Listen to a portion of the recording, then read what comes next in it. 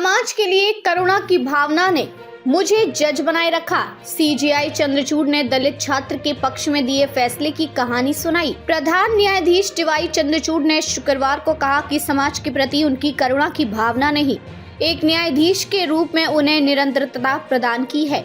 खासकर मामलों की पड़ताल जैसे महत्वपूर्ण अवसरों पर पड़ताल का तत्व हमारे काम में शामिल है। इससे कोई भी चीज छूटती नहीं है। पड़ताल का यह तत्व हमारे न्यायालय के काम को निर्देशित करता है, लेकिन न्यायाधीश के रूप में हमें बनाए रखने वाली चीज उस समाज के प्रति हमारी करुणा की भावना है जिसके लिए हम न्याय करते हैं। जस्टिस चंद्रचूड़ 10 नवंबर को सेवानिवृत्त होने वाले हैं। गरीब लड़के की कहानी सुनाई। उन्हें बॉम्बे हाई कोर्ट में वकीलों के संघ द्वारा सम्मानित किया गया। सीजेआई ने एक ऐसे मामले का उल्लेख किया जिसमें उस दलित छात्र को राहत दी गई थी। उस समय पर आईआईटी धनबाद में प्रवेश शुल्क का भुगतान नहीं कर सका था। उन्होंने कहा, लड़का वंचित पृष्ठभूमि से आता था। वह 17,500 रुपए की प्रवेश फीस भी नहीं दे सका था। अगर हमने उसे राहत नहीं दी होती तो उसे कॉलेज में प्रवेश नहीं मिलता। यही वह चीज है जिसने मुझे इतने सालों तक न्यायाधीश के रूप में बनाए रखा।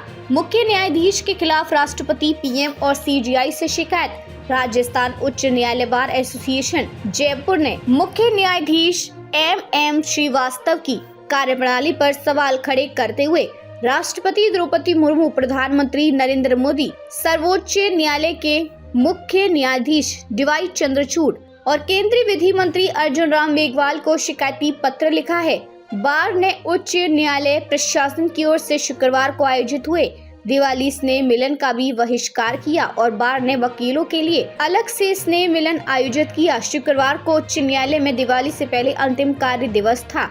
अब उच्च न्यायालय में कामकाज 4 नवंबर से शुरू होगा। वकीलों ने उच्च न्यायालय के रोस्टर प्रणाली में सुधार करने, तत्काल मामलों को प्राथमिकता देने, बार के सुझावों को शामिल करने और वीडियो कॉन्फ्रेंसिंग के जरिए उच्च न्यायालय हाइब्रिड मोड में चलाने की मांग की है। साथ ही जमानत याचिकाओं के लिए विशेष बेंच गठित करने और शिकायत निवारण कमेटी बैठक नियमित करने की भी मांग की है। 3000 से अधिक जमानत याचिका लंबित। उच्च न्यायालय बार एसोसिएशन के अध्यक्ष प्रहलाद शर्मा ने बताया कि उच्च न्यायालय में 3000 से अधिक जमानत याचिका लंबित है।